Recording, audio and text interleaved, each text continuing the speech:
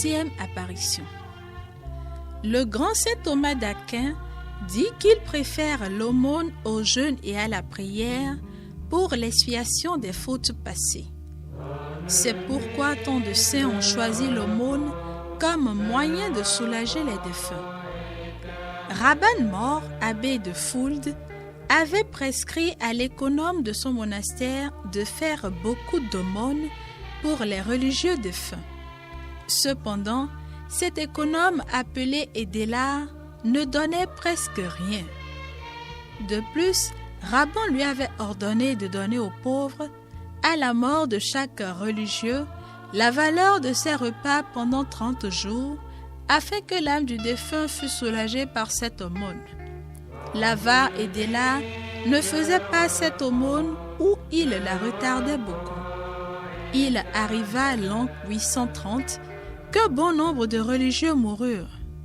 Édéla ne donna rien aux pauvres pour ses défunts par avarice. La justice de Dieu ne laissa point impunie cette infidélité. Un soir, il traversa la salle du chapitre, une lanterne à la main.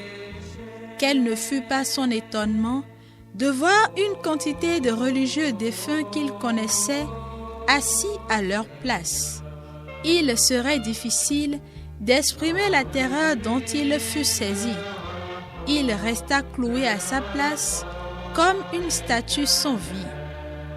Quelques-uns des morts vinrent à lui, le dépouillèrent de son habit et se mirent à le frapper à coups de fouet avec tant de violence qu'il resta sans connaissance. En même temps, il lui disait « Reçois, malheureux, le châtiment de ton avarice. Tu en recevras un plus terrible dans 3 jours, lorsque tu seras descendu avec nous dans la tombe. Alors, ce que l'on fera pour te soulager sera appliqué à ceux que tu as privés de ce que tu devais faire pour eux. » Puis tout disparut. Il était couvert de sang et à demi mort. Il fut trouvé dans cet état le lendemain matin. On s'empressa de lui prodiguer des soins. Mais lui, dès qu'il put parler, il s'écria « J'ai plus besoin des remèdes de l'âme que de ceux du corps. Mes plaies ne guériront jamais. Dans 3 jours, je paraîtrai au tribunal de Dieu. Administrez-moi les derniers sacrements. » Il les eut à peine reçus qu'il commença à baisser jusqu'au moment où il expira en implorant les prières et pénitences de ses confrères. On chanta aussitôt pour lui la messe des morts et on distribua aux pauvres ses repas pendant 30 jours. Le défunt apparut à Rabban, pâle, défiguré. Ce saint lui demanda ce qu'il y avait à faire pour lui. « Ah !»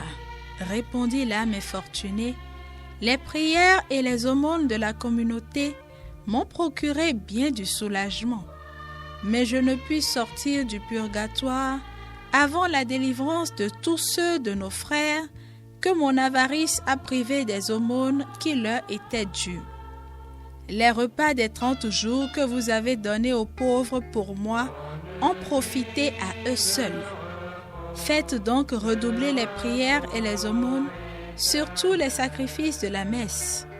J'espère que par ce moyen, nous serons tous bientôt délivrés. » Rabban le promit et la chose fut faite. 1 mois après, Édéla apparut, vêtu de blanc, entouré de gloire, la joie peinte sur le visage. Il remercia ses frères et leur promit de prier sans cesse pour eux au ciel où ils s'envolaient. Dieu permet donc aux défunts de venir châtier ceux qui oublient leurs peines. Imitons les religieux de Fould. Faisons surtout dire des messes pour les défunts. Pour les âmes du purgatoire, notre Père qui es aux cieux, que ton nom soit sanctifié, que ton règne vienne, que ta volonté soit faite sur la terre comme au ciel. Donne-nous aujourd'hui notre pain de ce jour. Pardonne-nous nos offenses comme nous pardonnons aussi à ceux qui nous ont offensés, et ne nous laisse pas entrer en tentation, mais délivre-nous du mal. Car c'est à toi qu'appartiennent le règne, la puissance et la gloire, pour les siècles des siècles. Amen. Je vous salue Marie, pleine de grâce, le Seigneur est avec vous. Vous êtes bénie entre toutes les femmes, et Jésus, le fruit de vos entrailles, est béni.